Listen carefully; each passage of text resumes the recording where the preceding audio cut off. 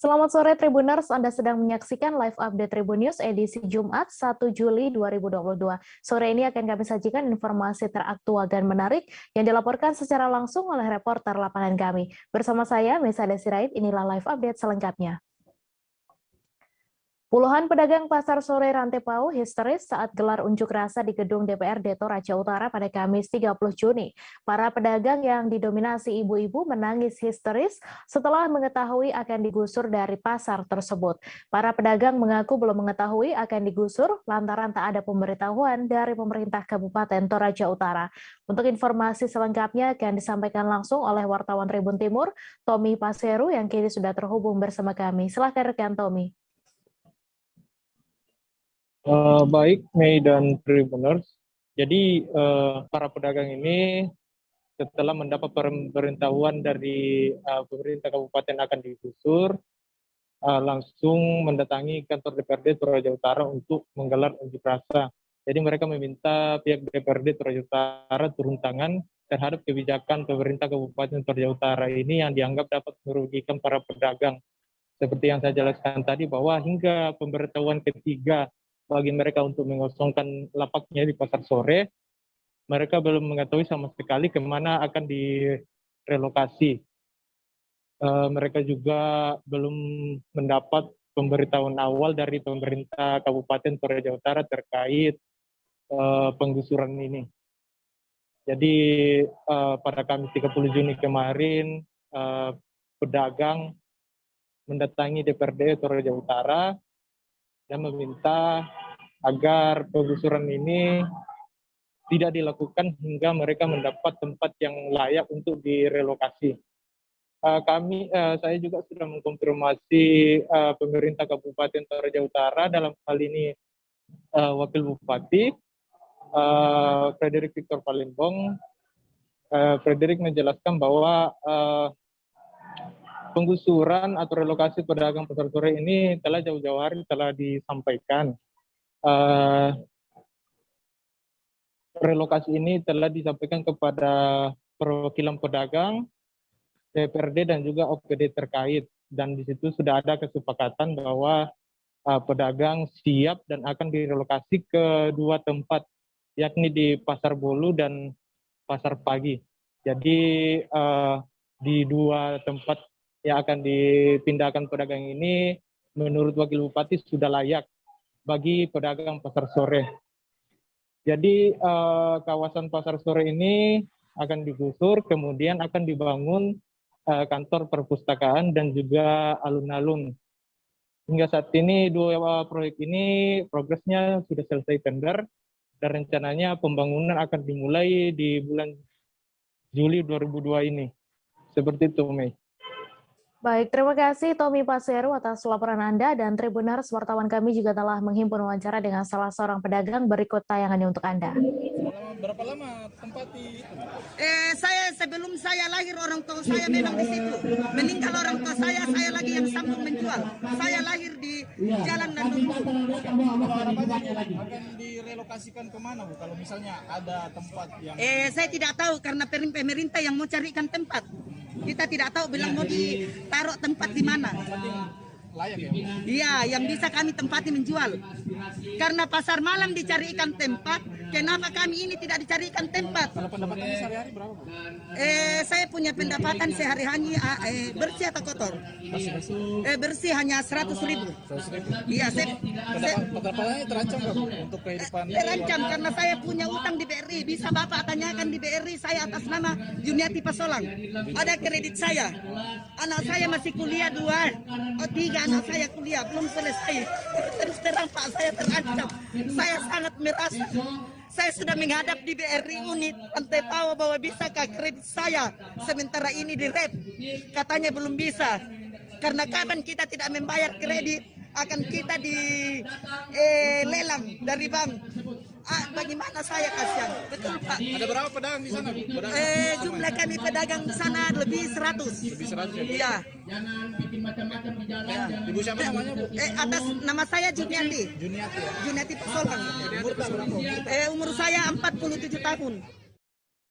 Jembatan penyeberangan orang atau JPO di seberang gedung DPR Tanah Abang, Jakarta Pusat menjadi sasaran maling. Potongan besi pagar pembatas jembatan tersebut nyaris raib dicuri. Beruntung pencurian itu berhasil digagalkan oleh Jajang Diman, petugas taman di sana. Jajang Diman mengaku melihat seorang pria sedang berdiri di jembatan tersebut pada pagi hari, sekira pukul 6.15 waktu Indonesia Barat. Untuk informasi selengkapnya akan disampaikan langsung oleh wartawan Tribun Jakarta, Satrio Sarwo yang kini sudah terhubung bersama kami. Silakan Satrio. Ya, baik rekan Mei. Jadi memang kejadiannya itu menurut Jajang Diman, yaitu terjadi sekitar 2 bulan yang lalu ya. Itu sekitar pagi, sekitar 6.15 ketika dia berangkat kerja dan sampai di titik di mana dia bekerja mengurus taman. Dan lokasi kejadiannya itu berada di jembatan DPR ya. Tepatnya itu di depan gedung DPR. Tetapi memang sisi yang diduga dicuri itu di titik di Jalan Gatot Subroto arah Semanggi. Kemudian jadi pada saat itu Jajang Diman sedang mau bekerja dan dia melihat satu orang sedang berdiri di JPO tersebut. Dan terlihat juga di sebelah bawahnya tergeletak besi panjang. Dan ketika didatangi orang itu dan ditanyai, dan orang itu ternyata marah gitu. Dan Jajang Diman malah ditantang berkelahi.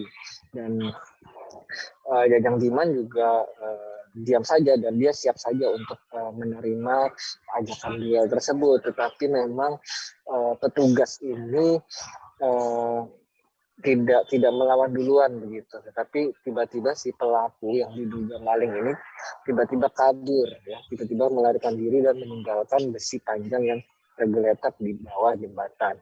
Dan diduga memang pria ini sedang menunggu temannya yang akan menjemputnya. Dan tiang besi ini memang tiang yang diduga dicongkel atau diambil dari railing pembatas pagar jembatan.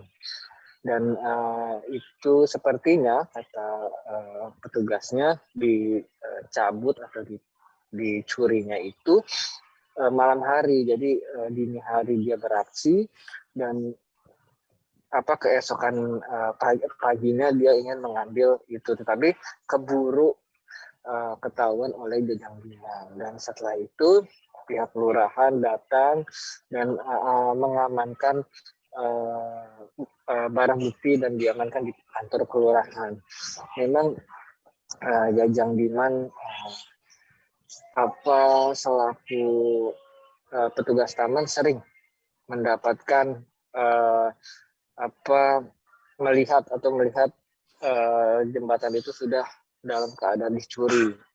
Dan dia berharap sih jembatan JPO itu nantinya akan dilengkapi dengan CCTV sehingga nantinya ada bukti ketika ada aksi-aksi yang diduga pencurian tersebut. Seperti itu rekan Mei. Baik, terima kasih Satrio Sarwo atas laporan Anda, dan Tribuners wartawan kami juga telah menghimpun wawancara dengan Jajang Diman. Berikut tayangannya untuk Anda. Kejadiannya kapan, Pak? Udah lama kejadiannya. Udah lama ya? Udah lama itu. Kapan tuh? Kan dia ngambilnya bersihnya tuh malam.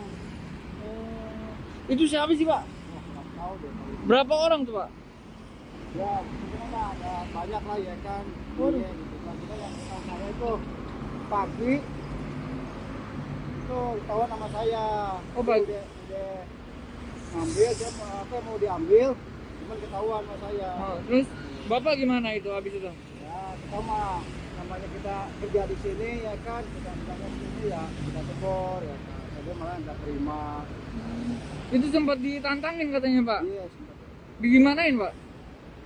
Ya, ngajak ribut ya kita mah kita nggak cari masalah di sini ya kan, kita cari makan di sini ya Iya. kan gitu. Makanya kan dia harus sendiri lah kabur. Itu palingnya belum sempat diambil. Itu udah panjang. Oh, belum sempat diambil? Belum. Dia mau dibawa doang, kita ketahuan sama saya. Wah, gila hebat. Kalau nggak ketahuan masih kemungkinan diambil atau dibawa. Berarti kalau nggak ada Bapak bisa diambil tuh ya? Bisa jadi. Ini Pak siapa nih Pak? Hah? Pak siapa? Nah, Jajang. Pak Jajang. Selaku apa Pak? Ya ini di pertama lah. Siapa? Ini masuknya mana Pak? Benhil ya? Kita Benhil ya. Tanah Abang ya? Tanah Abang. Ada pusat. Rumah kontrakan milik warga yang berada di Jalan Tanjung Pura 3, Kampung Semirit, Panjang Utara, dilahap si jago merah pada Kamis 31 Juni malam sekitar pukul 19 waktu Indonesia Barat. Berdasarkan pantauan di lokasi, tampak ada garis polisi di depan rumah kontrakan yang terbakar tersebut. Kemudian tampak berserakan bekas kebakaran di dalam rumah kontrakan yang terbakar itu. Untuk informasi selengkapnya akan disampaikan langsung oleh wartawan Tribun Lampung, Denny Saputra yang kini sudah terhubung bersama kami. Silahkan rekan Denny. Baik, terima kasih rekan Mai. Jadi benar kejadian peristiwa kebakaran tersebut itu terjadi pada hari Kamis kemarin, tanggal 30 Juni 2022. Itu lokasinya terjadi di Jalan Tanjung Pura 3, Kampung Semirit, Panjang Utara. Itu peristiwa terjadi sekitar pukul 19.00 ini pada malam hari. Nah, kebakaran tersebut itu terjadi malah menghanguskan kontrakan 3 kamar dan 3 kamar kontrakan pemilik dari Ali Rahman. Nah, terjadi kejadian tersebut, beruntung tidak ada korban jiwa dalam kejadian tersebut, dan beberapa dari penghuni kontrakan tersebut sempat menyelamatkan diri, dan salah satunya juga pemilik kontrakan, penghuni kontrakan itu tidak sedang ada di rumah. Nah, kemudian dari pemadam kebakaran Kota Bandar Lampung juga telah mengerahkan 5 unit damkar untuk memadamkan. Dari pantauan kita tadi pasca kebakaran itu terlihat juga beberapa isi rumah hangus ludes terbakar dan tidak ada sisa satupun, dan terlihat dari puing-puingnya seperti dari pakaian, alat-alat rumah tangga dan lainnya. Itu rekan Mei. Baik, terima kasih rekan Denny atas laporan Anda. Selamat bertugas kembali. Kita beralih ke informasi selanjutnya, Tribuners. Sebanyak 8 tersangka kasus narkoba dibekuk Satres Narkoba Polres Bogor. Para pelaku ini merupakan pengedar dan juga penyalahguna narkotika jenis sabu. Kapolres Bogor menjelaskan para tersangka terlibat peredaran sabu di wilayah Bogor dan Depok. Mereka ditangkap di beberapa lokasi dari beberapa perkara berbeda di wilayah hukum Polres Bogor. Untuk informasi selengkapnya akan disampaikan langsung oleh wartawan Tribun Bogor, Naufal Fauzi yang kini sudah terhubung bersama kami. Silakan Naufal.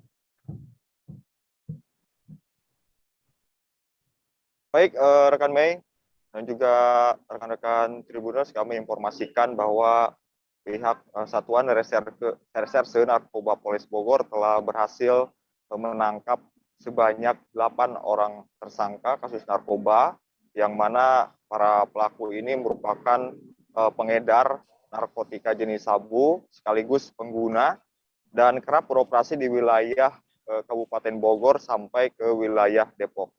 Berdasarkan keterangan dari pihak kepolisian, dari hasil pemeriksaan yang dilakukan, dari ke-8 tersangka ini, 2 orang diantaranya merupakan residivis kasus yang sama. Residivis tersangka pertama pernah dipenjara selama 4 tahun di Lapas Bancai, Bandung atas kasus narkoba. Kemudian residivis kedua juga pernah dipenjara selama 4 tahun di Lapas Cibinong atau Lapas Pondok Raja atas kasus yang sama. Dan menurut keterangan dari pihak Polres Bogor, dalam pengungkapan perkara ini, pihak kepolisian berhasil menyita barang bukti seberat 37,7 gram narkotika jenis sabu, kemudian alat-alat komunikasi ponsel yang digunakan oleh pelaku, kemudian alat timbang digital, dan juga alat-alat lainnya yang digunakan oleh para pelaku untuk melancarkan atau menggunakan narkotika jenis sabu tersebut. Dan atas perkara ini para tersangka dijerat dengan pasal 112 ayat 1 dan 2, kemudian pasal 114 ayat 1 dan 2 dengan ancaman hukuman penjara minimal 4 tahun dan ancaman hukuman maksimal selama 20 tahun penjara. Demikian. Baik, terima kasih rekan Noval atas laporan Anda. Selamat bertugas kembali. Kantor Pencarian dan Pertolongan Maumere melalui Pos SAR Manggarai Barat pada Kamis 30 Juni menerima informasi kapal KM Carmila mengalami kecelakaan. Kecelakaan terjadi di perairan Pulau Kambing. Pos SAR Manggarai Barat menerima laporan dari salah seorang penumpang kapal KM Carmila. Untuk informasi selengkapnya akan disampaikan langsung oleh wartawan Tribun Flores, Gesio Viana yang kini sudah terhubung bersama kami. Silakan rekan Gesio. Baik, selamat sore rekan Mei, selamat sore Tribuners dimanapun Anda berada, dapat dilaporkan langsung dari Labuan Kabupaten Manggarai Barat, Provinsi Nusa Tenggara Timur. Kantor Pencarian dan Pertolongan Maumere melalui Pos SAR Manggarai Barat pada pukul 20 waktu Indonesia bagian tengah menerima informasi dari seorang penumpang KM Carmila bernama Rio, di mana telah terjadi kecelakaan kapal.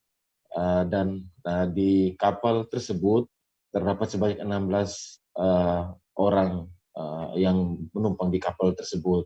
Lokasi dari kejadian tersebut itu terjadi di perairan Pulau Kambing dan diketahui juga Tribuners di sekitar perairan Pulau Kambing ini merupakan lokasi di mana terjadi kecelakaan kapal sebelumnya yang mengakibatkan sebanyak 3 korban, di mana 2 korban lainnya meninggal dunia dan 1 korban mengalami luka berat. Nah, dapat saya laporkan Tribuners, setelah mendapatkan informasi tersebut, pihak SAR langsung melakukan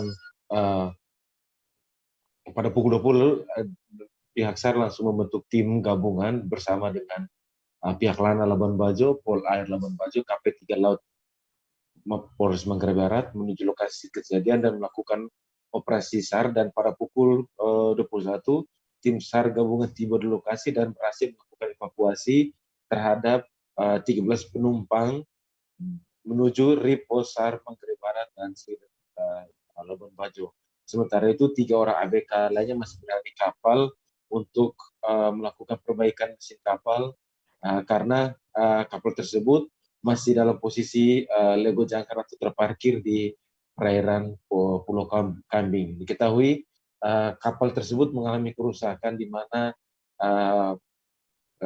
kemudi patah sehingga tidak bisa melakukan pelayaran dengan baik. Sementara itu dapat saya laporkan juga rekan Mei, tidak ada korban jiwa yang terdapat dalam peristiwa ini. Demikian rekan Mei. Baik, terima kasih rekan Gesio atas laporan Anda. Selamat bertugas kembali. Kejaksaan Negeri Tebo menahan 3 tersangka kasus korupsi dana simpan pinjam Program Nasional Pemberdayaan Masyarakat Mandiri pedesaan di Kecamatan Rimbo Bujang. Terpantau di lokasi kantor Kejaksaan Negeri Tebo, 3 tersangka langsung diboyong ke Lapas Kelas 2B Muara Tebo pada Kamis 30 Juni.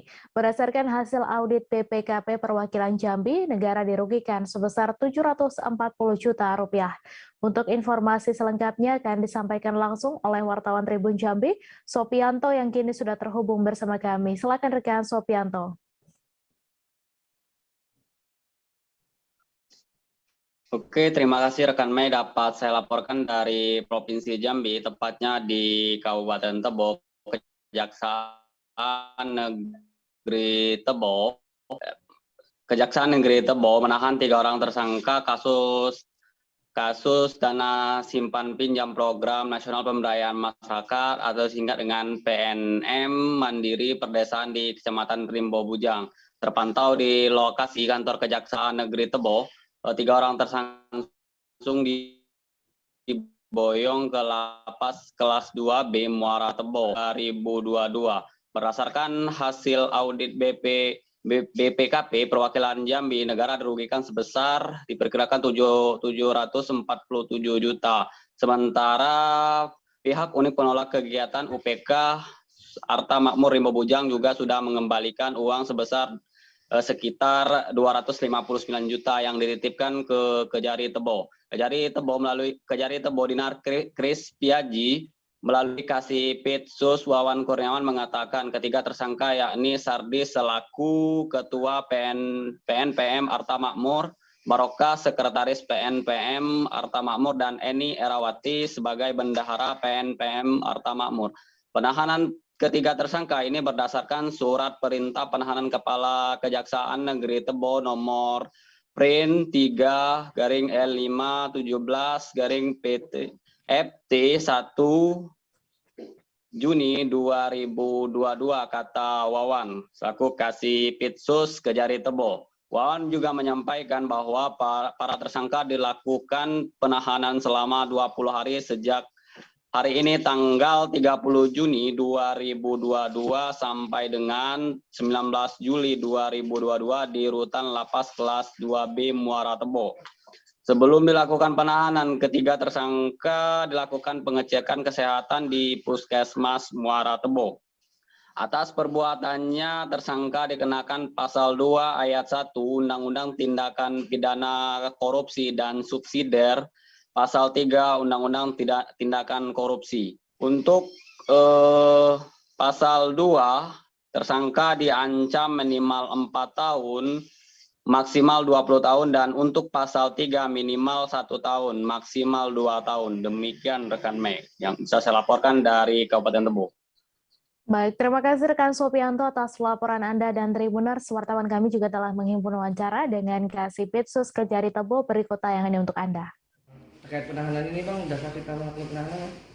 Ya, bahwa pada hari ini terkait kasus dugaan tindak pidana korupsi dana simpan pinjam perempuan pada PNPM Rimbo Bujang telah diserahkan tersangka dan barang bukti oleh penyidik Kejaksaan Negeri Tebo kepada penuntut umum Kejaksaan Negeri Tebo terhadap 3 tersangka terkait dengan kasus dugaan tindak pidana korupsi simpan pinjam PNPM Rimbo Bujang tahun anggaran 2003 sampai dengan 2014. Kemudian setelah dilakukan pemeriksaan terhadap tersangka kaitan dengan identitas dan kemudian diperiksa juga kaitan dengan barang bukti yang diserahkan penyidik. Pada hari ini juga kita melakukan penahanan terhadap 3 tersangka tersebut atas nama Eni Erawati, kemudian saudara Barokah dan saudara Sardi. Dikenakan pasal berapa? Pasal yang dikenakan oleh penuntut umum nanti akan juga disidangkan di pengadilan Tipikor Jambi, yaitu pasal 2 ayat 1 Undang-Undang Tindak Pidana Korupsi dan Subsidiar, pasal 3 Undang-Undang Tindak Pidana Korupsi. Itu kerugian negara sendiri akibat ulah mereka berapa banyak? Kerugian negara setelah dilakukan perhitungan oleh BPKP Perwakilan Provinsi Jambi, terdapat kerugian keuangan negara yaitu 747.647.000 rupiah. Ancaman hukuman? Ancaman hukuman untuk pasal 2 minimal 4 tahun maksimal 20 tahun, dan untuk pasal 3 minimal 1 tahun maksimal 20 tahun. Untuk 3 tersangka ini dia sebagai apa di sana? Untuk 3 tersangka yaitu selaku UPK Arta Makmur, selaku untuk Sardi selaku ketua UPK tersebut. Polsek Bengkong menangkap oknum guru ngaji berinisial AS di sebuah panti asuhan di Bengkong, Batam pada Senin 27 Juni. Ia ditangkap karena diduga telah melakukan pencabulan terhadap anak di bawah umur yang tidak lain adalah muridnya sendiri. Kapolsek Bengkong mengatakan pelaku sudah melakukan aksi tak terpuji itu sejak tahun 2017. Untuk informasi selengkapnya akan disampaikan langsung oleh wartawan Tribun Batam, Roni Lodolaleng, yang kini sudah terhubung bersama kami. Silakan rekan Roni.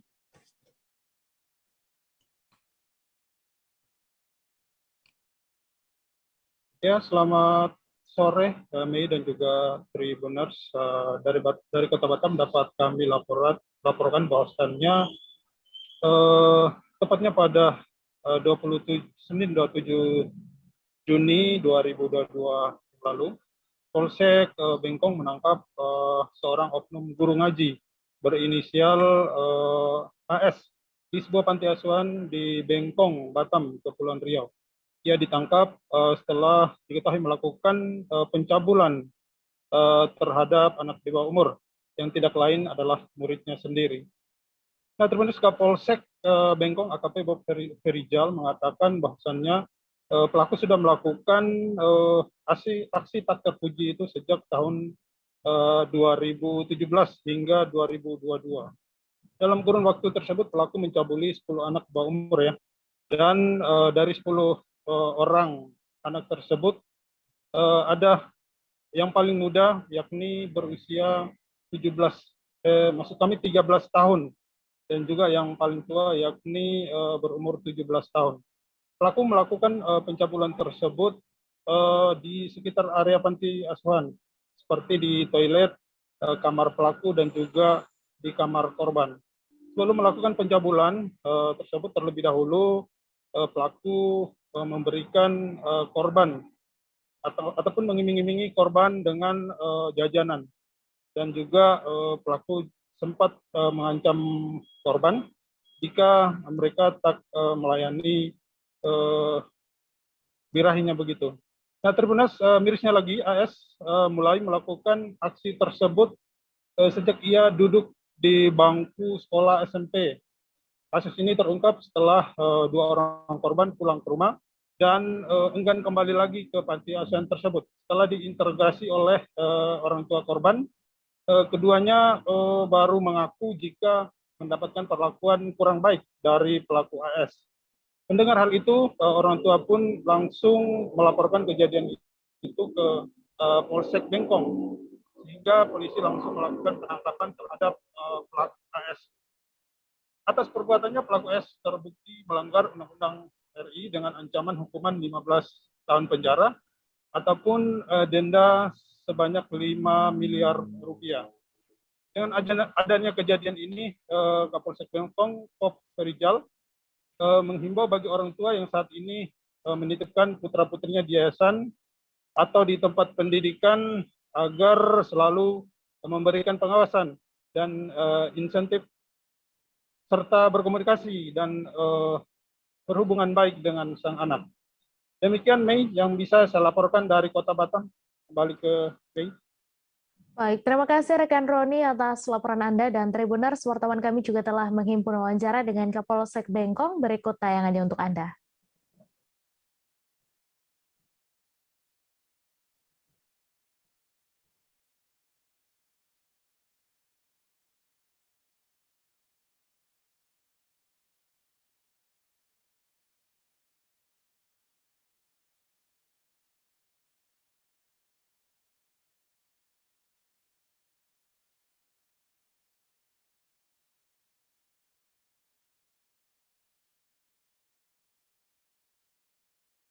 Dari laporan tersebut, jajaran Imigrasi Polsek Bengkong melakukan penyelidikan dan sampai saat ini sudah terungkap.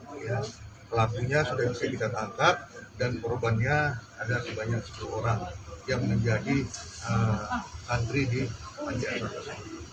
Pelaku ini siapa, Pak? Pelaku ini adalah beliau ini adalah berprofesi sebagai guru ngaji, tinggal di panti asuhan tersebut. Sudah lebih kurang 15 tahun ya, berada di panti asuhan tersebut. Berapa korbannya, Pak? Korbannya ada 10 orang. Itu masih usia berapa, Pak, anak yang menjadi korbannya? Usia anak itu bervariasi, ada usia 8 tahun sampai dengan 17 tahun. Sejak berapa lama, sejak kapan dia ini melakukan kejahatannya itu, Pak? Dari hasil penyelidikan terungkap bahwa kejadian ini dilakukan dari mulai tahun 2017 sampai terakhir bulan Juni 2022. Modusnya dia memperdaya itu seperti apa, Pak? Modusnya itu ada 2. Pertama dengan bujuk rayu, ketika sudah dilakukannya hasratnya, kiatnya, kemudian si anak ini diberikannya jajan. Selanjutnya kepada yang lainnya juga ada ancaman kekerasan. Apabila dia memberitahukan, dipukul pakai rotan. Ada yang sampai hamil barangkali, Pak? Sampai saat ini belum ada informasi dari pihak. Polisi Pamong Praja Minahasa Utara membongkar puluhan kios di Ring Road yang masih masuk wilayah Minahasa Utara pada Kamis 30 Juni. Pembongkaran menggunakan satu alat berat eskavator yang dijaga oleh puluhan anggota Pol PP dan Polres Minut. Pembongkaran tersebut dilakukan pagi hari hingga siang sehingga menyebabkan kemacetan dari arah interchange menuju Winangun. Untuk informasi selengkapnya akan disampaikan langsung oleh wartawan Tribun Manado, Fistel Mukuan yang kini sudah terhubung bersama kami. Silakan rekan Fistel. Ya, terima kasih rekan Mei. Selamat sore Tribuners. Pada hari Kamis kemarin, Polisi Pamong Praja atau Pol PP Kabupaten Minahasa Utara membongkar puluhan kios yang ada di Jalan Ring Road, lebih tepatnya yang masih masuk wilayah Minahasa Utara, karena memang di lokasi tersebut adalah perbatasan Minahasa Utara dan Kota Manado. Jadi ada beberapa kios sudah masuk di wilayahnya Minahasa Utara dan ada juga beberapa yang masuk di wilayah Kota Manado, dan pembongkaran ini hanya bagi kios-kios yang berada di wilayah Minahasa Utara. Nah, dari Satpol PP Minahasa Utara melakukan pembongkaran dengan satu alat berat eskavator yang dijaga oleh puluhan anggota Pol PP dan Polres Minahasa Utara. Pembongkaran tersebut dilakukan dari pagi hingga siang hari sehingga menyebabkan kemacetan dari arah jembatan interchange atau pintu tol Manado Bitung yang mengarah menuju ke Winangun. Memang terlihat sebelum pembongkaran kios-kios barang-barang dari para warga sudah dikeluarkan di depan kios dan sama sekali tidak ada perlawanan dari para masyarakat yang menempati kios tersebut. Nah, pembongkaran ini dipimpin langsung oleh Kasat Pol PP Minahasa Utara, Pak Robi Parengkuan. Pak Robi ketika diwawancarai secara langsung menyampaikan penertiban ini sudah sesuai peraturan daerah nomor 7 tahun 2022 tentang ketertiban dan ketentraman masyarakat. Ya, Kasat Satpol PP juga melanjutkan bahwa penertiban ini sudah dilakukan sejak akhir tahun 2021. Yang pertama di Tugu Seropoin Minahasa Utara, kemudian di Jalan SBY, dan saat ini di kios-kios yang ada di Jalan Ring Road. Jadi ini sudah ketiga kalinya. Dan pembongkaran menurut Kasat Pol PP sudah sesuai mekanisme karena sesuai aturan Perda. Ia pun menyampaikan penertiban kios-kios ini tidak berizin, sama sekali memang tidak ada izin, lalu sudah memberikan pemberitahuan sebanyak 3 kali melalui surat bahwa akan dilakukan penertiban jika tidak keluar di lokasi tersebut. Dan memang menurut Kasat sebelum dilakukan pembongkaran sudah ada beberapa masyarakat yang mengeluarkan barang-barang atau kios, membongkar kios mereka secara sukarela sebelum dilakukan penertiban.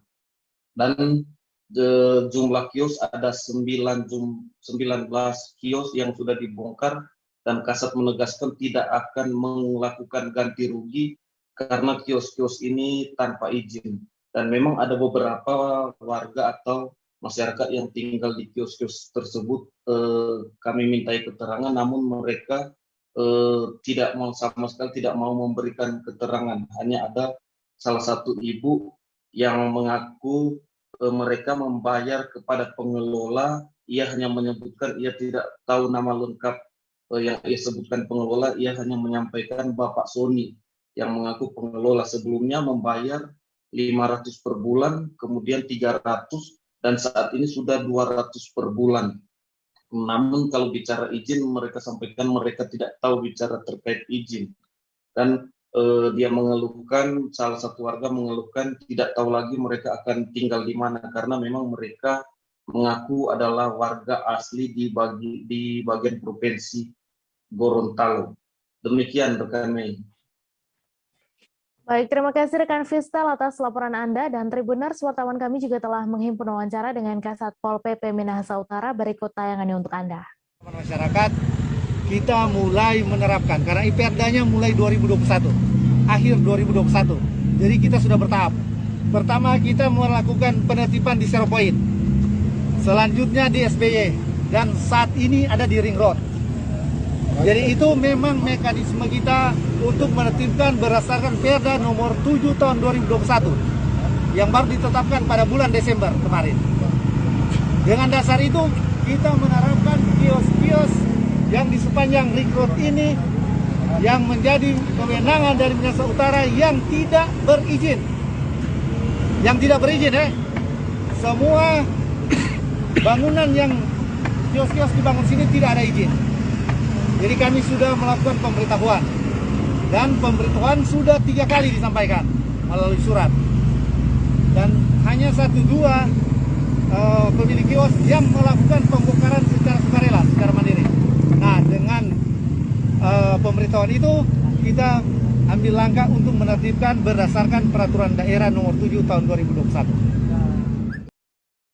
Rencana penggunaan aplikasi Peduli Lindungi dalam transaksi jual beli minyak goreng mendapatkan berbagai respons dari masyarakat. Seorang agen minyak goreng di Pasar Besar Madiun bernama Yanuar mengatakan penggunaan aplikasi Peduli Lindungi akan menyulitkan para pembeli minyak goreng.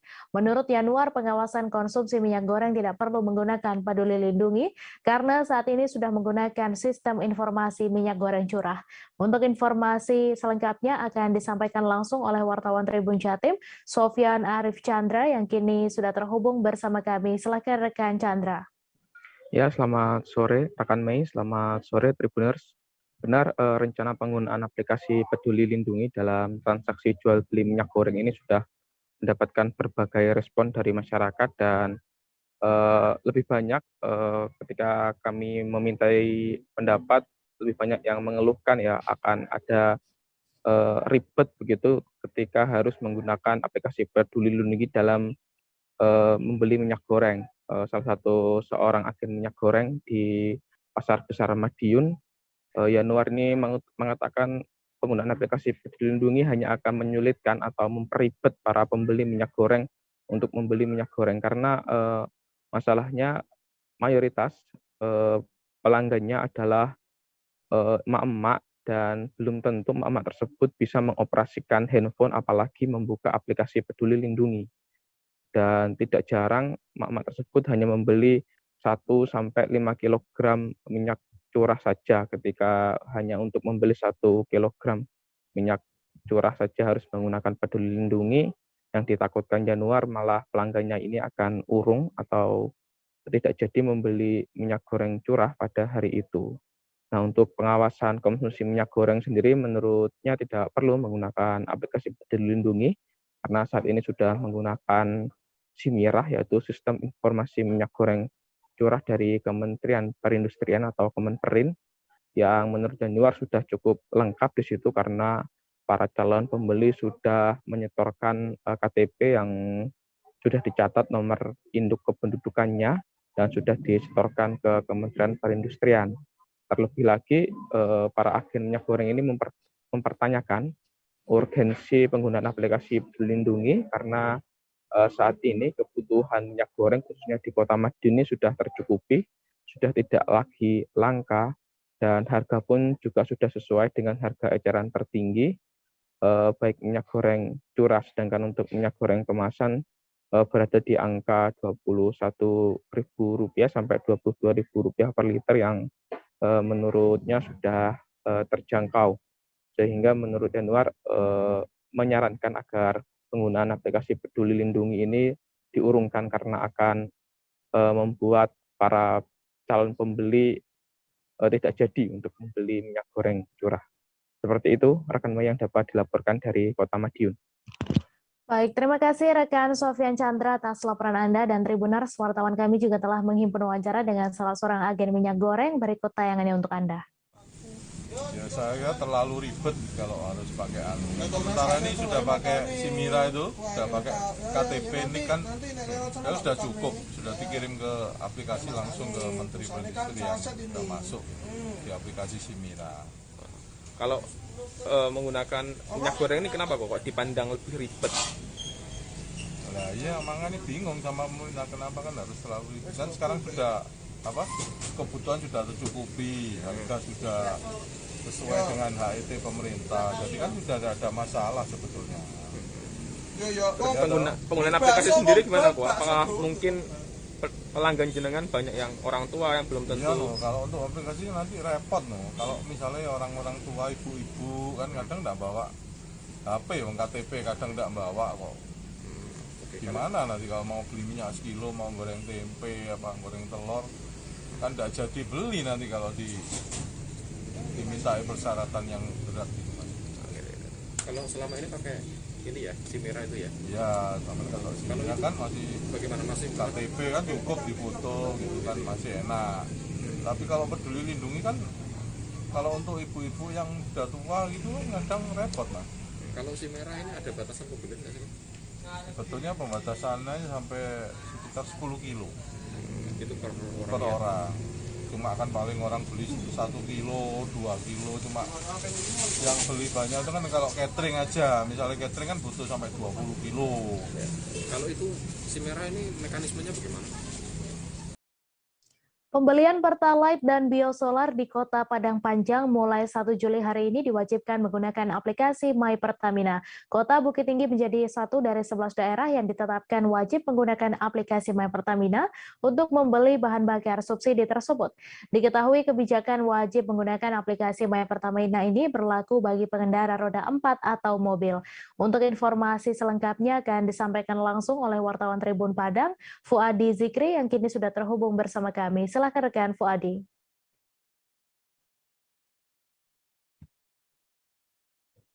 Oke, terima kasih rekan Mai. Memang benar Sumatera Barat ada 4 daerah yang menjadi percobaan untuk penggunaan aplikasi My Pertamina dalam bertransaksi minyak subsidi dari pemerintah, yaitunya Pertalite dan biosolar. Nah, Kota Bukit Tinggi menjadi salah satu daerah percontohan juga, dan tadi dari Pertamina sudah mendatangi beberapa SPBU di wilayah Sumatera Barat. Salah satunya adalah kawasan Kota Bukit Tinggi, yaitunya SPBU Bangkaweh. Nah, satu lagi ada SPBU di Padang Panjang, SPBU Ngalau Padang Panjang yang juga didatangi oleh Pertamina. Nah, tadi Pertamina memantau bagaimana aktivitas sosial ini masih dalam proses pendaftaran. Jadi hingga saat ini masih belum menggunakan aplikasi My Pertamina. Nah, jadi bagi pengendara-pengendara yang merasa wajib, merasa membutuhkan dan merasa berhak menggunakan minyak Pertalite, maka akan diminta untuk mendaftar My Pertamina terlebih dahulu sebelum membeli minyak. Nah, bagi masyarakat yang ingin membeli Pertalite per 1 Juli ini masih bisa menggunakan transaksi secara tunai, yaitu bayar langsung kepada operatornya. Nah, tadi dari wawancara dengan pihak Pertamina untuk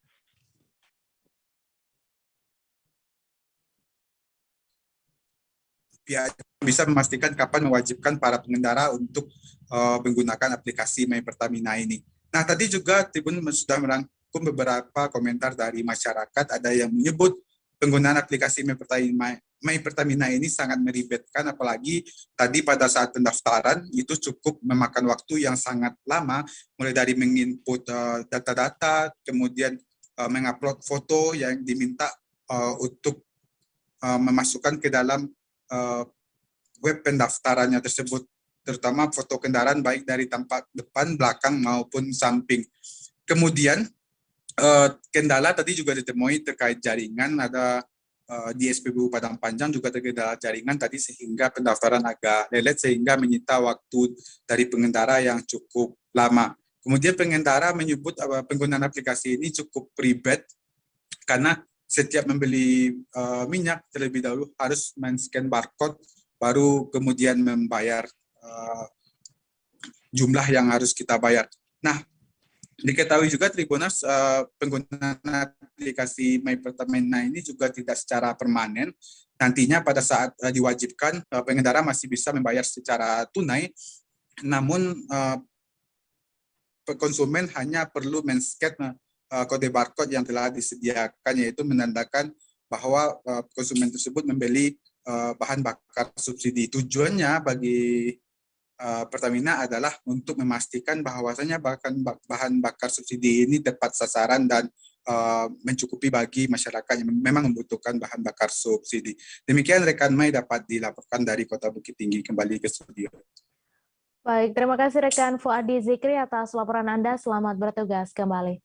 Masalah yang terjadi di Sungai Cikeas, Kecamatan Gunung Putri, Kabupaten Bogor begitu kompleks. Permasalahan begitu banyak, mulai dari sampah bambu hingga sampah rumah tangga yang dibuang ke aliran sungai. Sampah bambu ini akan hanyut ke hilir dalam keadaan hujan atau debit air sedang tinggi. Untuk informasi selengkapnya akan disampaikan langsung oleh wartawan Tribun Bogor, Reynaldi yang kini sudah terhubung bersama kami. Silakan, Rey.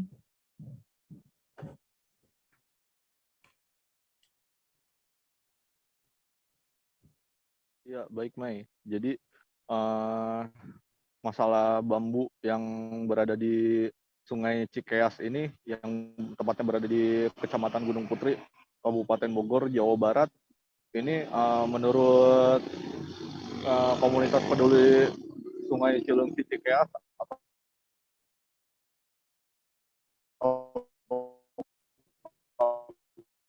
P2C yang berada di lokasi wilayah Kabupaten Bogor, dan 25%-nya itu berasal dari wilayah Kota Bekasi serta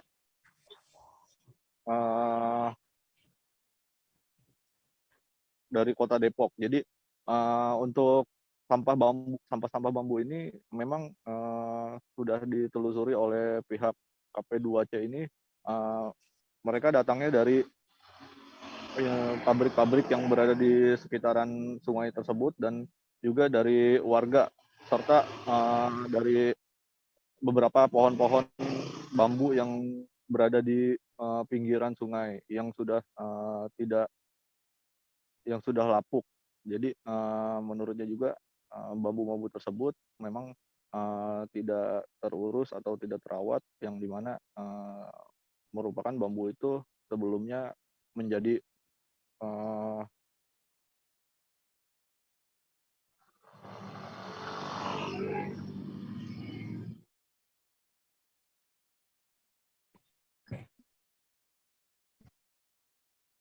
halo. Ya, baik, terima kasih rekan Reynaldi atas laporan Anda. Selamat bertugas kembali. TNI Angkatan Udara Lapangan Udara Suwondo hentikan paksa pesawat asing yang memasuki teritorial udara Indonesia tanpa izin.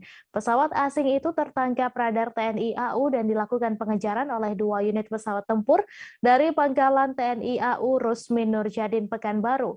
Untuk informasi selengkapnya akan disampaikan langsung oleh wartawan Tribun Medan, Vian, yang kini sudah terhubung bersama kami. Silahkan rekan Vian.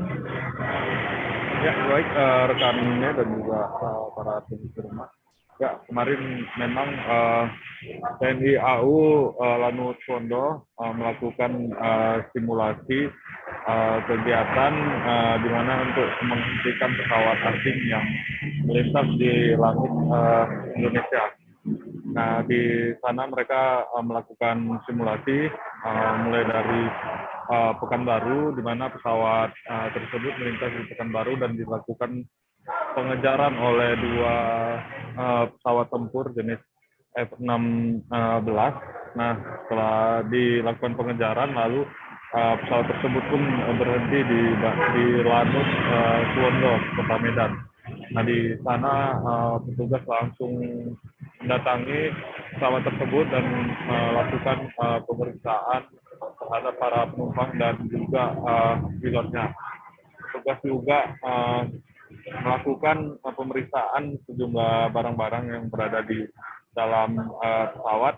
Setelah itu petugas juga melakukan pengecekan suhu badan terhadap para penumpang, dan saat itu ada 1 orang penumpang yang ditemukan suhu badannya tinggi. Kemudian datang sebuah ambulans yang membawa penumpang itu untuk melakukan pengobatan. Setelah itu petugas TNI AU dan juga petugas bea cukai yang saat itu juga berada di sana melakukan pengecekan satu persatu barang yang dibawa oleh para penumpang ini, dan saat itu juga ada TNI AU mengerahkan beberapa ekor anjing pelacak untuk mendeteksi adanya narkoba yang dibawa oleh para penumpang. Nah, terkait hal tersebut, Kepala TNI AU Suwondo mengatakan bahwasanya kegiatan simulasi ini dilakukan agar mereka terlatih ketika suatu saat ada memang terjadi pesawat dari asing melintas di teritorial Indonesia. Latihan itu ditujukan agar nantinya ketika hal tersebut terjadi, mereka tidak kewalahan menangani kasus-kasus seperti adanya pesawat yang melintas. Karena menurutnya di tahun 2019 lalu ada kejadian yang serupa, mereka katanya penanganannya itu berlarut-larut. Makanya mereka mengadakan kegiatan ini agar dapat cepat mengantisipasi ketika ada pesawat asing yang melintas di langit Indonesia. Ya, sekian dari saya, ini kembali ke studio. Baik, terima kasih rekan Vian atas laporan Anda, dan Tribuners, wartawan kami juga telah menghimpun wawancara dengan Kepala Staf Komando Operasi Udara Nasional. Berikut tayangannya untuk Anda.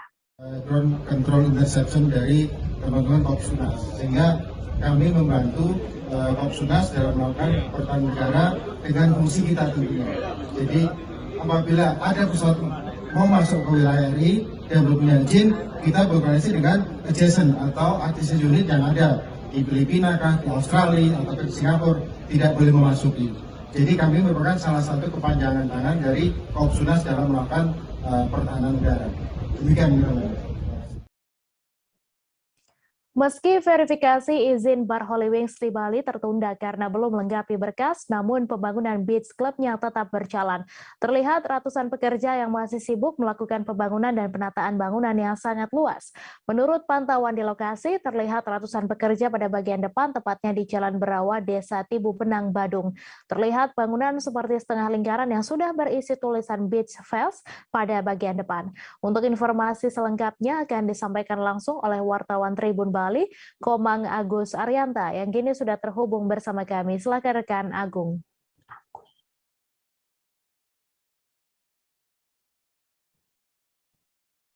Halo, Mei. Ya, silakan Agus dengan laporan Anda. Baik, Mei, bisa saya laporkan untuk Holy Wings yang di Bali ini saat ini masih sedang dilakukan pembangunan. Nah, seperti informasi yang didapat, pembangunan ini atau Holy Wing yang dibangun di Bali ini merupakan Holy Wing terbesar di Asia. Dari pantauan saya sendiri, ada beberapa buruh proyek yang sedang melakukan pengerjaan sampai saat ini masih sedang berlangsung. Bahkan pembangunannya tepat di bibir pantai, yakni Pantai Brawe, tepatnya di Jalan Raya Brawe, Desa Tibu Benang, Kecamatan Kutu Utara, Kabupaten Badung. Nah, dari pantauan saya terlihat ada beberapa kolam renang yang berada di areal dekat dengan pantai. Jadi lahannya sangat luas. Begitu juga rencananya akan dibuka pada bulan ini.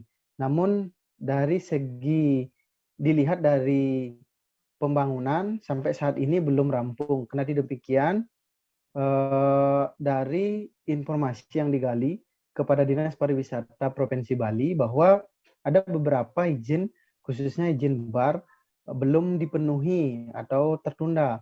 Hal itu lantaran manajemen atau pihak Holy Wings Bali belum melengkapi beberapa berkas.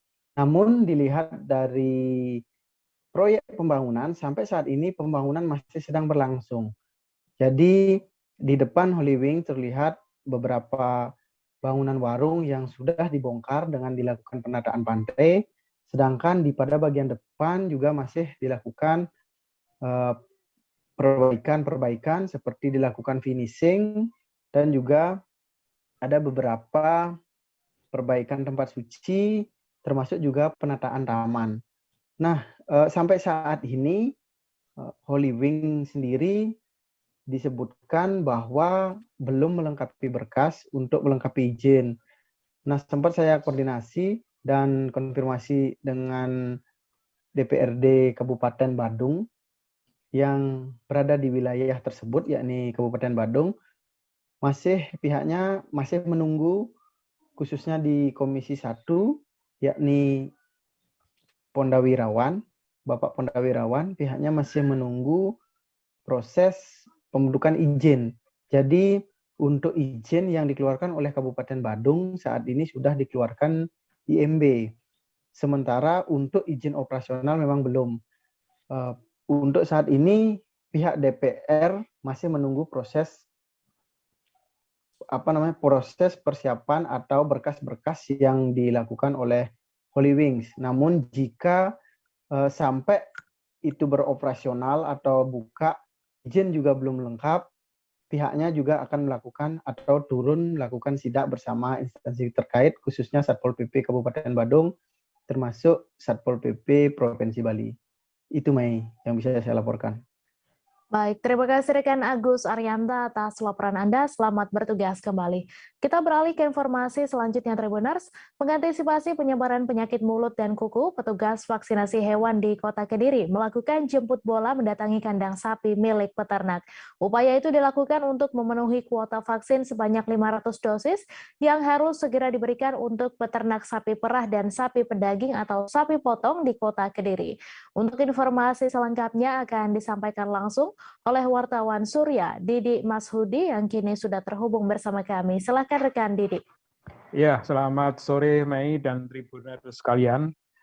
Kota Kediri melangsungkan vaksinasi sapi yang telah berlangsung dalam minggu ini dan diharapkan dalam minggu ini juga target vaksinasi sapi sebanyak 500 dosis vaksin sudah diselesaikan.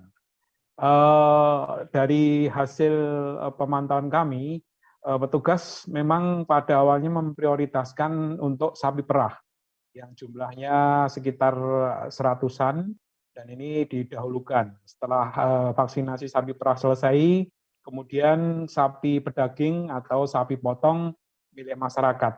Nah, untuk mempercepat vaksinasi ini, petugas tim kesehatan hewan dari Kota Kediri melakukan jemput bola. Jadi petugas yang mendatangi setiap kandang peternak yang ada di Kota Kediri. Dan upaya vaksinasi ini ternyata mendapat sambutan antusias dari masyarakat yang memang berharap segera mendapatkan vaksin sehingga sapinya tidak sampai terkena. Karena dari catatan dinas yang berhasil dicatat itu memang cukup banyak, ada sekitar 100 lebih sapi di Kota Kediri yang terkena PMK, penyakit mulut dan kuku. Namun dari jumlah tersebut sudah banyak juga yang sembuh. Dan ini diharapkan dengan dilakukannya vaksinasi hewan ini, diharapkan terjadi kekebalan komunal hewan sapi di Kota Kediri sehingga tidak akan sampai menular. Demikian rekan Mei. Baik, terima kasih rekan Didi atas laporan Anda dan Tribuners, wartawan kami juga telah menghimpun wawancara dengan tim medis kesehatan hewan Dinas Ketahanan Pangan dan Pertanian Kediri. Berikut tayangan ini untuk Anda. Ada berapa? Bisa dibacakan, Pak? Bisa dibacakan. Total kasus 191. Kasus aktifnya 104, sembuhnya 87. Mati kosong. Mati kosong, Pak ya? Ya, ini data kemarin yang diupdate sampai kemarin jam 7:30 kemarin. 31 ya. Nih, perkembangan terakhir itu kemarin. Nanti malam ada lagi update lagi. Parah kalau kena kemarin ditemukan. Yang pertama syaratnya vaksin itu ya, hewannya sapinya sehat. Yang kedua, dia belum pernah terkena PMK. Karena ada kena PMK sembuh, itu belum boleh divaksin. Nanti nunggu lagi. Terus sapinya minimal umur 2 minggu. Nah, sapi bunting boleh aman, sapi bunting. Untuk waktu-waktu vaksinasi ini vaksin pertama. Kemudian diulang lagi 4 minggu. Kemudian diulang lagi 6 bulan. Ini 3 vaksin pertama. Jadi ada 3 kali tahapan ya gitu. Oke, sebenarnya 3 kali tahapan dulu, nanti selanjutnya ada kebijakan lagi. Untuk dosis Kota Kediri sendiri berapa? Kota Kediri sendiri ini kita dapat alokasi 500 dosis, 100 untuk saya perah, 400 untuk saya potong. Sekarang yang sudah berapa? Ini yang kedua ini baru buka yang kedua, jadi kita dapat 200 yang 200 dosis ini. Sasarannya ada berapa Pak di Kota Kediri untuk ada berapa sapi potong beras? Kalau kemarin data terakhir sekitar 3.000 3.000-an gitu ya. Bisa potong sapi perahnya enggak sampai 100 gitu ya? 100-an ya. Dan ini optimis kapan selesai ini untuk target? Targetnya minggu ini selesai. Dalam minggu ini ya? Ya. Terus kasus di kota sendiri ada berapa Pak yang sudah kena PMK itu? Data terakhir ini ya, info terakhir kemarin ya. Saya juga nggak apa. Menteri Pendayagunaan Aparatur Negara dan Reformasi Birokrasi Cahyokumolo meninggal dunia di Rumah Sakit Abdi Waluyo Jakarta pada Jumat 1 Juli sekira pukul 11.10 waktu Indonesia Barat.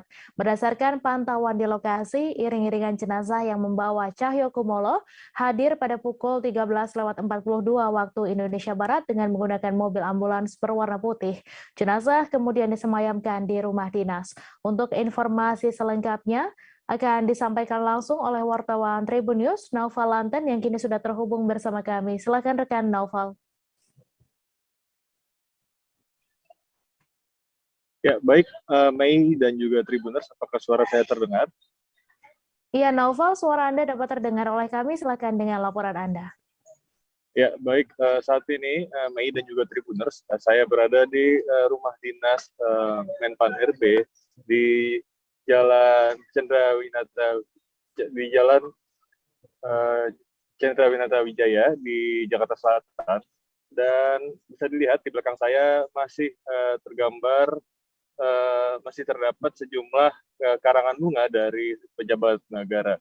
Nah, Mei dan juga Tribuners, sejak sekira pukul 13.42 tadi, iring-iringan jenazah Menpan RB Cahyokumolo telah tiba di rumah dinas Menpan RB ini. Jenazah sendiri datang tadi, jenazah dibalut dengan bendera berwarna merah dan putih di bagian petinya.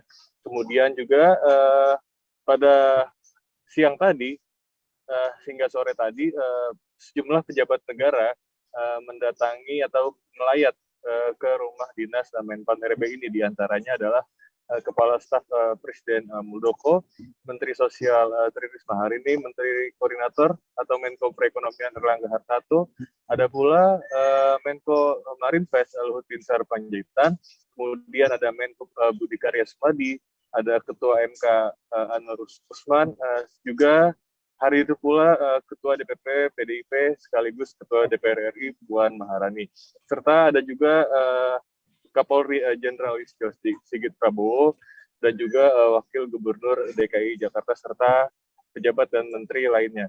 Nah, Mei dan juga Tribuners, Puan Maharani saat pada wartawan tadi sempat mengatakan bahwa nantinya kantor PDIP akan mengibarkan bendera setengah tiang dalam rangka mengenang atau berduka atas kepergian kader PDIP-nya, yaitu Menpan RB Cahyokumolo. Dan juga tadi pada sekira pukul 15.50 jenazah diberangkatkan ke Masjid Kuba di kantor Kementerian Pan RB di Jalan Jenderal Sudirman, Kebayoran Baru, Jakarta Selatan, untuk kemudian disolatkan. Dan adapun jenazah nantinya akan dimakamkan di Taman Makam Pahlawan Kalibata, Jakarta Selatan, setelah disolatkan di kantor atau di Masjid Kuba di kantor Kementerian Pan RB tersebut. Demikian Mei dan juga Tribuners. Baik, terima kasih rekan Naufal atas laporan Anda. Selamat bertugas kembali. Kita beralih ke informasi selanjutnya, Tribuners. Guna meningkatkan kreativitas warga binaan pemasyarakatan, Rumah Tahanan Negara kelas 2B Tanah Grogot melakukan pembinaan kemandirian dengan memproduksi karya pirografi. Pirografi yang dihasilkan melalui tangan warga binaan ini memiliki kualitas tinggi yang memiliki nilai ekonomi. Kepala Rutan Tanah Grogot, Doni Handriansyah menyampaikan, pirografi merupakan seni dekorasi dari kayu atau bahan lainnya dengan cara membuat gambar dari hasil pembakaran. Untuk informasi selengkapnya akan disampaikan langsung oleh wartawan Tribun Kaltim, Syaifullah Ibrahim yang kini sudah terhubung bersama kami. Silakan rekan Syaiful.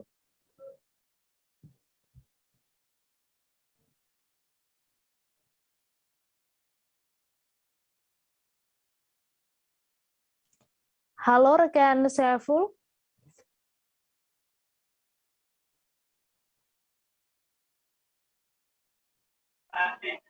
Ya, halo. Ya, silakan dengan laporan Anda. Ya, untuk saat ini jajaran Rutan Tanah Grogot telah mengembangkan seni pirografi yang dilakukan oleh warga binaan pemasyarakatan di dalam. Untuk pembuatan pirografi ini juga beraneka ragam, mulai dari menghitung hari hingga mingguan, tergantung dari kesulitan objek yang dibuat oleh warga binaan. Dengan melihat adanya potensi tersebut, Karutan memfasilitasi pembinaan kemandirian untuk warga binaan di bidang pirografi. Pihaknya juga berkomitmen untuk terus melakukan pembinaan kepada warga binaan pemasyarakatan agar saat bebas nantinya dapat memiliki bekal yang cukup untuk diterapkan di saat mereka keluar.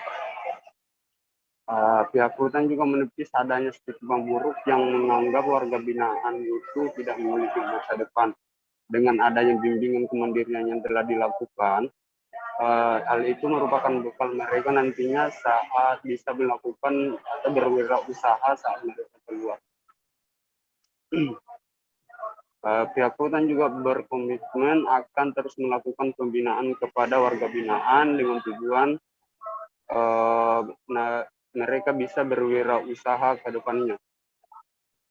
Seperti karya-karya pirografi yang telah dihasilkan oleh masyarakat warga binaan ini, ada juga beberapa aktivitas lainnya seperti taboga maupun dari mebel. Ya, sekian. Baik, terima kasih rekan Syaiful atas laporan Anda. Selamat bertugas kembali. Saat ini teknologi digital semakin merebak. Anak-anak muda menjadi lebih sering fokus untuk mengutak-atik telepon genggam dibanding membiasakan diri untuk hidup sehat. Hal itulah yang menjadi keprihatinan seorang atlet olahraga lari bernama Agus Prayogo. Agus Prayogo kemudian ingin anak-anak muda mengikuti jejaknya untuk memiliki hobi olahraga lari lantaran dapat dilakukan di mana saja. Untuk informasi selengkapnya akan disampaikan langsung oleh wartawan Warta Kota, Leonardo Swical yang kini sudah terhubung bersama kami. Silakan, Leo.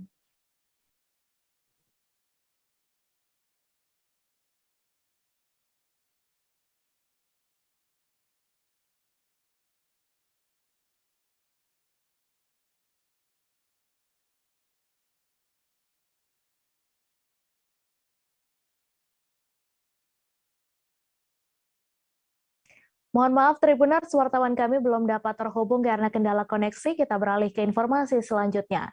Hari ulang tahun ke-432, Wali Kota Medan Bobi Afif Nasution bercita-cita agar Kota Medan menjadi kota kolaborasi. Bobi mengatakan dengan kota kolaborasi ini diharapkan seluruh kabupaten kota, provinsi, bahkan negara luar negeri bisa bekerja sama dengan Kota Medan. Untuk informasi selengkapnya akan disampaikan langsung oleh wartawan Tribun Medan, Anissa yang kini sudah terhubung bersama kami. Silakan rekan Anissa. Baik, selamat sore Mei dan rekan Tribuner, bahwa saat ini memang di Kota Medan sedang mengadakan ulang tahun yang ke-432, di mana dalam kegiatan kali ini sudah diadakannya festival budaya, di mana dari kegiatan itu nantinya ditampilkan beberapa pakaian-pakaian adat yang dikenakan oleh masyarakat dari berbagai provinsi, kabupaten dan kota yang ada di provinsi tersebut. Namun untuk saat ini memang dalam HUT kali ini itu juga diikuti oleh 22 wali kota, di mana terdiri dari Asosiasi Pemerintah Kota untuk wilayah Sumatera. Jadi di sini juga dalam festival budaya tadi itu diadakannya festival budaya yang menampilkan adat-adat dari Provinsi Sumatera Barat, Provinsi Riau, dan beberapa provinsi yang ada di Sumatera lainnya. Nah, memang sebelum adanya festival ini juga diadakannya Wali Kota Medan Bobi Afif Nasution itu ke makam pahlawan, di mana di sana dia mengungkapkan rasa bangga karena Kota Medan sudah berdiri bertambah usia menjadi 432 tahun, dengan harapan setelah meminta dalam adat Kota Medan, setelah meminta restu dari para pahlawan, harapannya Kota Medan menjadi lebih maju. Nah, kemudian nanti malam juga ini akan ada festival budaya lagi ataupun konser yang diadakan pemerintah Kota Medan untuk masyarakat Kota Medan. Dan ini konsernya secara gratis, nanti akan diundang oleh pemerintah Kota Medan akan mengundang Judika ataupun beberapa artis penyanyi lainnya yang terkenal di Indonesia. Namun adanya festival budaya ini membuat sejumlah jalan di Kota Medan itu macet sekali, sebab dari arah Balai Kota, titik pusat acara, hingga ke lapangan Benteng itu ditutup aksesnya, sehingga terjadi kemacetan yang cukup panjang. Dan hingga saat ini juga di belakang saya sangat ramai sekali terjadi kemacetan karena masih di lapangan Benteng masih adanya kegiatan yang untuk lanjutan konser malam nanti. Begitu, Mei. Baik, terima kasih rekan Anissa atas laporan Anda. Selamat bertugas kembali. Festival Bung Karno Manado resmi dimulai pada Kamis 30 Juni. Wali Kota Manado Andre Ango membuka festival tersebut secara resmi. Cara pembukaannya cukup unik, di mana Wali Kota Manado didampingi Wakil Wali Kota serta Kapolda dan Forkopimda, masing-masing memukul alat musik tradisional berbagai suku yang eksis di Manado. Hal ini mempresentasikan keragaman dan toleransi di Kota Manado. Untuk informasi selengkapnya akan disampaikan langsung oleh wartawan Tribun Manado, Arthur Rompis, yang kini sudah terhubung bersama kami. Silakan rekan Arthur. Ya, selamat malam Tribuners, dan selamat malam juga Mei. Jadi dari sini saya melaporkan ini festival bulan Bung Karno Manado sudah memasuki hari yang kedua, dan festival ini dibuka kemarin melalui suatu seremoni yang cukup akbar, yakni di situ ada Wali Kota Manado Andre Ango, Wawali, dan Malang, serta sejumlah Forkopimda melakukan pemukulan seluruh alat musik tradisional yang ada di Kota Manado. Jadi ada kulintang, ada juga perkusi, dan ada juga berbagai alat musik tradisional lainnya. Jadi ini adalah representasi dari bagaimana Manado itu sebagai kota yang dikenal sebagai kota toleran, yang egaliter dan menghargai kerukunan. Jadi festival ini sendiri memiliki tujuan untuk mengenalkan semangat Bung Karno kepada kaum muda, kaum milenial, dan kaum Gen Z di Kota Manado. Jadi kegiatan-kegiatannya juga berbau sangat Soekarnois, dan namun juga berbau milenial. Jadi di situ ada tenan-tenan yang menjual UMKM, kemudian ada juga arena bagi anak muda untuk menampilkan kreasi, ada juga stand lukisan dan lain sebagainya. Demikian. Baik, terima kasih rekan Arthur atas laporan Anda. Selamat bertugas kembali. Fakultas Ilmu Sosial dan Ilmu Politik Universitas Brawijaya menggelar diskusi dan deklarasi bersama menolak paham intoleran, radikalisme, dan terorisme pada Kamis 30 Juni. Diskusi ini turut dihadiri oleh Direktur Pencegahan Densus 88 Kombes Pol Ami Prindani. Untuk informasi selengkapnya akan disampaikan langsung oleh wartawan Surya Malang, Silvianita Widiawati, yang kini sudah terhubung bersama kami. Silakan rekan Silvi. Ya, selamat sore Tribuners dan Mei yang berada di studio. Dari Malang saya melaporkan tentang kegiatan kemarin yang diadakan di FISIP Universitas Brawijaya. Sebagai keynote speaker dalam kegiatan diskusi dan deklarasi menolak paham intoleransi, radikalisme, dan terorisme itu, bertindak sebagai keynote speaker adalah Kombes Ami Prindani dari Direktur Pencegahan Densus 88. Dalam sambutannya dia menyatakan bahwa pengaruh radikalisme sebagian besar dari media sosial. Jadi berawal dari upaya untuk memahami agama lebih lanjut, mereka banyak yang menghubungkan dengan YouTube dan mencari ceramah-ceramah yang salah. Akhirnya mereka terlibat dalam radikalisme. Di acara itu dia juga menyampaikan bahwa banyak pintu-pintu yang bisa dimasuki oleh mereka terkait radikalisme, misalkan lewat UKM, lewat lembaga dakwah kampus, atau menawarkan kos-kos gratis yang akhirnya mereka diajak ke pengajian eksklusif. Dari kebanyakan yang ditangkap oleh Densus 88 umumnya berasal dari ceramah yang salah. Menurut Kombes Ami, yang ditangkap selain mahasiswa juga ada dosen-dosen. Dosen-dosen yang terpapar itu biasanya juga akan mencari mereka yang bisa disusupi untuk ikut terlibat dalam gerakan mereka. Sedang dari Rektor Universitas Brawijaya, Profesor Widodo meyakinkan bahwa di mata kuliah di Universitas Brawijaya tidak ada yang mengajarkan tentang intoleran. Apalagi mahasiswa hanya berada sekitar 4 jam di kampus dan sebagian besar kehidupannya berada di luar kampus. Sehingga dia juga meminta tolong pada tokoh masyarakat atau yang berpengaruh di sekitar lingkungan yang mengetahui mahasiswa UB, jika ada yang melakukan tindakan seperti itu juga bisa diberikan edukasi. Dari rektor juga menyampaikan bahwa sebagai universitas yang ingin menuju world class university, dia juga mengajak mahasiswanya untuk open mind, jadi bukan berpikir eksklusif. Demikian, Mei. Baik, terima kasih rekan Sylvie atas laporan Anda, dan Tribuners, wartawan kami juga telah menghimpun wawancara dengan Direktur Pencegahan Densus 88. Berikut tayangannya untuk Anda. Ilham Alfariji, yang merupakan mahasiswa aktif semester 6 program studi hubungan internasional ISIP ya. Mungkin kita semua kaget, kemudian bertanya-tanya ini benar nggak gitu. Nah, tapi ini faktanya barang bukti yang ditemukan cukup banyak. Ada airsoft gun, ada panah, ada senjata-senjata lain yang memang dia niatkan untuk menyerang polisi di Malang. Nah, ini merupakan fakta ya. Jadi ini yang perlu rekan-rekan semua ketahui, bahwa kita kalau mengerjakan target itu nggak mungkin tiba-tiba. Jadi melalui proses yang panjang. Ini Ilham ini saja dikerjakan kurang lebih hampir setahun. Jadi bukannya kita mencari-cari, bukannya kita terus kok ke situ gitu. Memang ada kaitannya, dan yang paling penting bahwa kita tuh mencari alat bukti yang kuat gitu. Di saat sudah cukup ya mau nggak mau segera kita lakukan penindakan sebelum dia melakukan aksi gitu. Karena intinya kita ini jangan sampai ada aksi yang menyebabkan korban atau kejadian-kejadian yang membahayakan orang lain gitu. Jadi itu sifatnya hanya pencegahan gitu, Pak.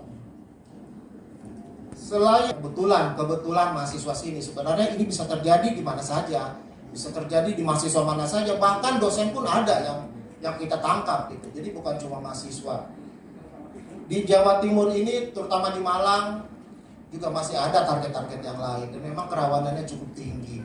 Nah inilah makanya kami optimis dan semangat untuk melakukan kerjasama ini, karena memang kita harus berbuat, kita harus bergerak untuk melakukan pencegahan-pencegahan gitu. Karena kalau enggak nanti kita biarkan ya makin lama makin banyak ya bisa terjadi aksi-aksi yang lainnya gitu.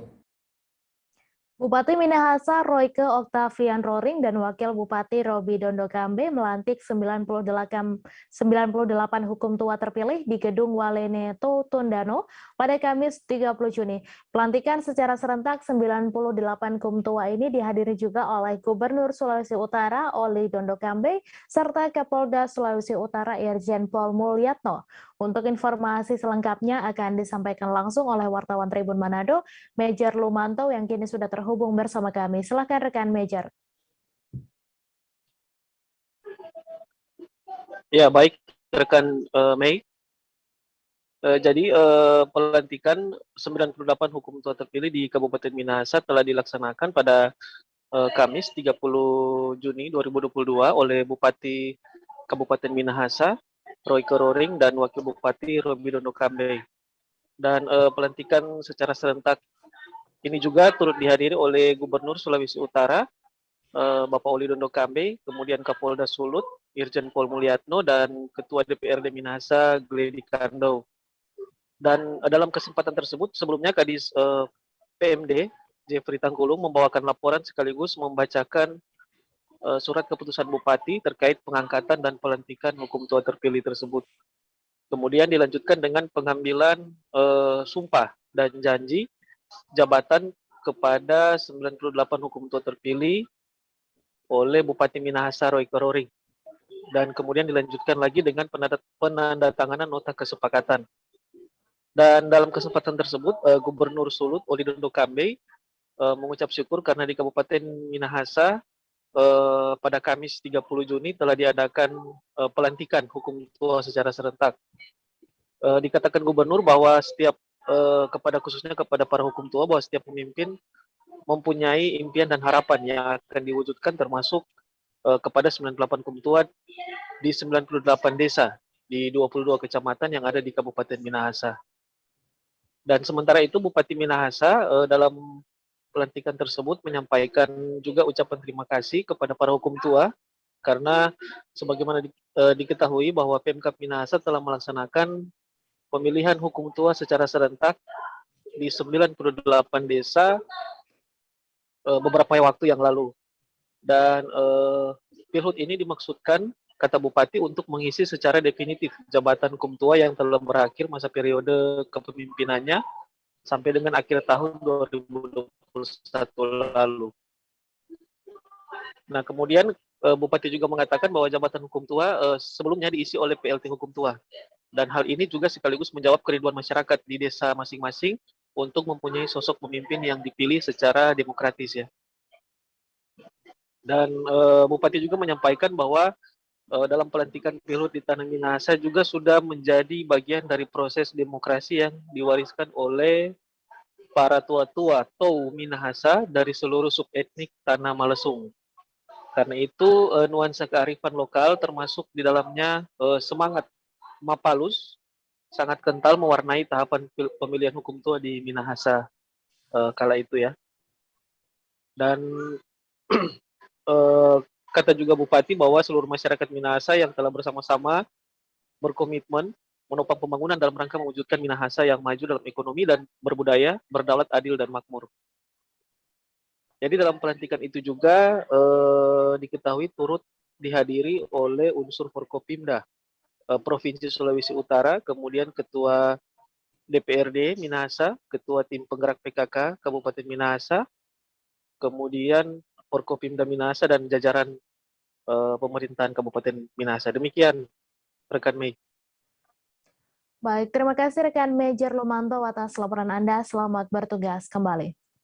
Wakil Ketua Komisi 3 DPR RI dari fraksi Partai Nasdem, Ahmad Sahroni, membenarkan telah melaporkan pegiat media sosial Adam Denny ke Barreskrim Polri atas dugaan pencemaran nama baik pada Kamis 30 Juni. Saat dikonfirmasi, Ahmad Sahroni menyertakan tanggapan layar dari pemberitaan Tribun News yang berjudul Adam Denny sebut Ahmad Sahroni keluarkan 30 miliar rupiah untuk membungkamnya yang diterbitkan pada Selasa 28 Juni lalu. Lebih lanjut, Sahroni juga menyampaikan pesan kepada Adam Denny. Ia mengharapkan Adam Denny sadar atas tindakannya selama ini. Diberitakan sebelumnya, Majelis Hakim Pengadilan Negeri Jakarta Utara memutuskan terdakwa Adam Denny divonis 4 tahun penjara dan denda sebanyak 1 miliar rupiah. Usai pembacaan vonis dari hakim, Adam Denny mengungkapkan Ahmad Sahroni menghabiskan dana lebih dari 30 miliar rupiah untuk membungkamnya. Dalam kasus ini, Adam Denny tak sendiri, ada terdakwa lainnya yaitu Nimade Dwita Anggari. Mengenai hal ini, Adam Denny dan Nimade Dwita berniat mengajukan banding atas amar putusan yang telah dibacakan. Sebelumnya, Adam Denny dituntut jaksa penuntut umum dengan hukuman pidana 8 tahun penjara serta denda 1 miliar rupiah. Sebagaimana diketahui, kasus ini berawal dari Adam Denny yang mengunggah dokumen pribadi milik Ahmad Sahroni ke Instagram. Dokumen itu terkait pembelian sepeda bernilai ratusan juta oleh Ahmad Sahroni dari transaksi dengan Nimade Dwita Anggari. Dua sepeda itu dibeli Sahroni pada 2020, yaitu merek Firefly seharga 450 juta rupiah dan merek Bastion senilai 378 juta rupiah. Maka dari itu pihak Ahmad Sahroni melaporkan Adam Denny dan Nimade ke polisi hingga terdaftar di Pengadilan Negeri Jakarta Utara.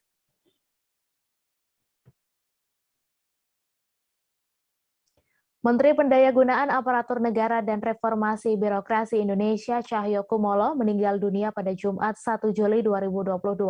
Cahyo Kumolo meninggal pada usia 64 tahun di Rumah Sakit Abdi Waluyo. Sebelum meninggal, Cahyo Kumolo sempat menjalani perawatan intensif sejak pertengahan Juni 2022 akibat penyakit yang dideritanya. Sang anak Rahajeng Widyaswari pernah mengatakan perihal penyakit yang diderita sang ayah hingga akhirnya harus dirawat di rumah sakit. Rahajeng menyebut sang ayah sakit karena ada infeksi yang menyebar hingga ke paru-paru. Pada saat itu, Rahajeng juga membantah kabar yang menyatakan Cahyo Kumolo dalam kondisi kritis karena sakitnya. Ia menyebut kondisi sang ayah sudah semakin membaik dan cenderung stabil. Hal senada juga disampaikan Sekretaris Kemenpan RB, Rini Widiantini, saat itu yang mengatakan Cahyo masih menjalani perawatan secara intensif di rumah sakit. Namun Rini tidak mengatakan perihal sakit yang diderita Cahyo Kumolo. Ia hanya meluruskan tentang kabar yang menyebutkan Cahyo dalam kondisi kritis. Saat dirawat di rumah sakit, Cahyo Kumolo sempat dijenguk oleh Presiden Joko Widodo.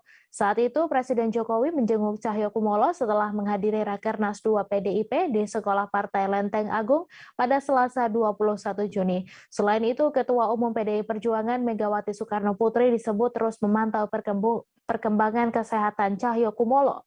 Hal ini disampaikan oleh Ketua DPP PDIP Puan Maharani saat ditanya perihal kondisi kesehatan Cahyo yang kini sedang dirawat intensif di rumah sakit. Puan mengungkapkan Cahyo Kumolo saat itu masih dirawat di rumah sakit dan tengah dipantau oleh tim dokter. Wakil Ketua Komisi Pemberantasan Korupsi atau KPK, Lili Pintauli Siregar, diisukan mengajukan pengunduran diri jelang sidang etik dugaan gratifikasi tiket dan akomodasi MotoGP Mandalika.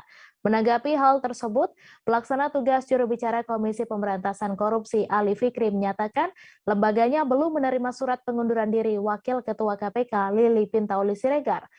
Ali menyampaikan hal itu menanggapi informasi yang beredar di masyarakat mengenai pengunduran diri komisioner Komisi Anti Rasuah itu. Ali mengatakan hingga kini Lili Pintauli masih berkonsentrasi menjalankan tugasnya serta agenda-agenda penugasan lainnya untuk beberapa waktu ke depan.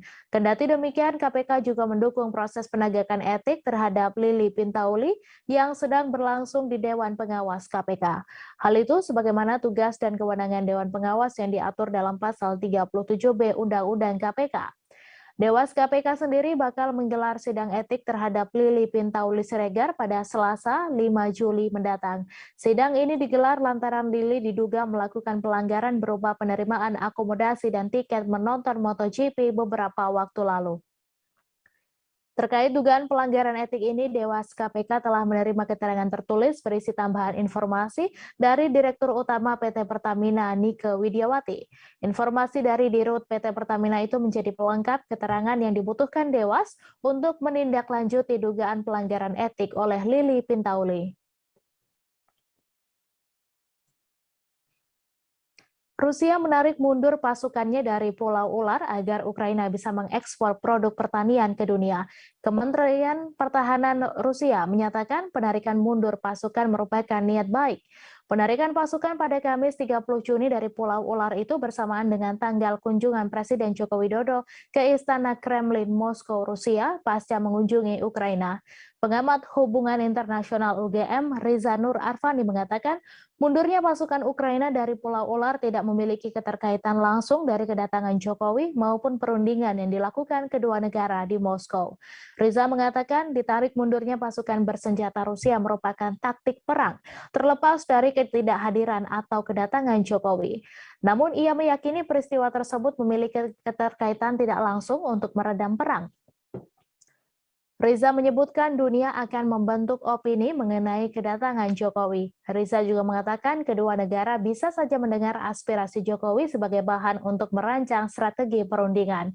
Pasalnya, Jokowi sudah memposisikan diri sebagai jembatan komunikasi antara kedua pemimpin yang tidak memiliki kepentingan kecuali untuk mendamaikan perang dan menjaga kestabilan ekonomi.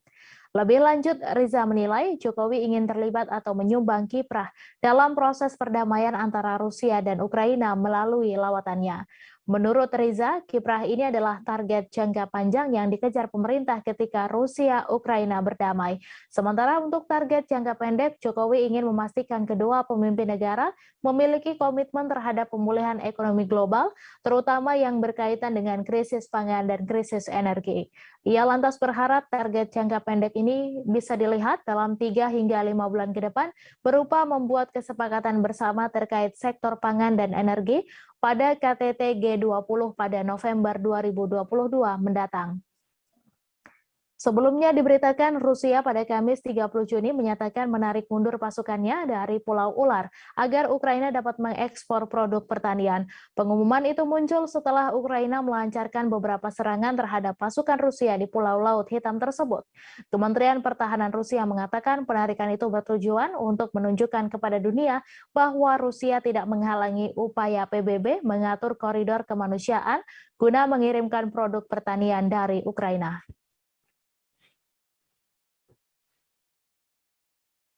Aparat Polres Gresik menetapkan 4 orang tersangka dalam kasus pria menikahi domba yang berlangsung di Pesanggerahan Keramat Ki Ageng di Desa Jogodalu, Kecamatan Benjeng, Gresik, Jawa Timur. Kepala Kepolisian Resor Gresik AKBP Muhammad Nur Aziz mengatakan penetapan 4 orang tersangka dalam kasus tersebut telah sesuai prosedur usai melakukan gelar perkara pada Kamis 30 Juni.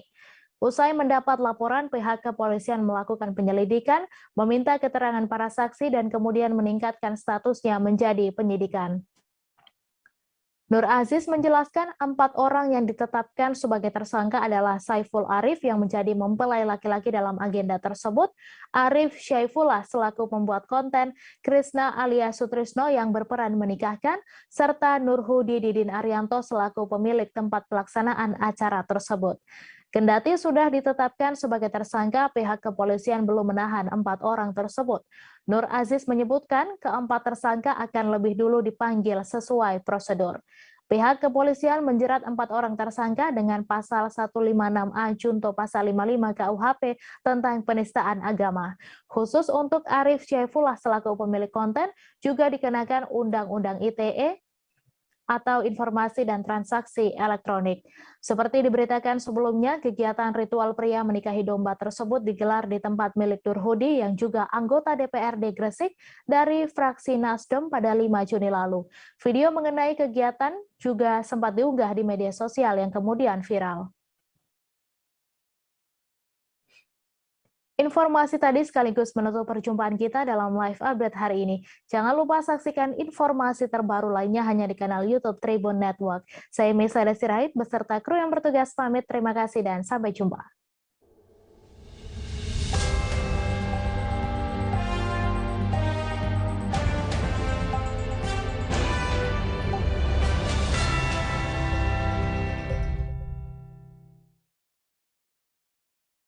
Jangan lupa like, subscribe, dan share ya!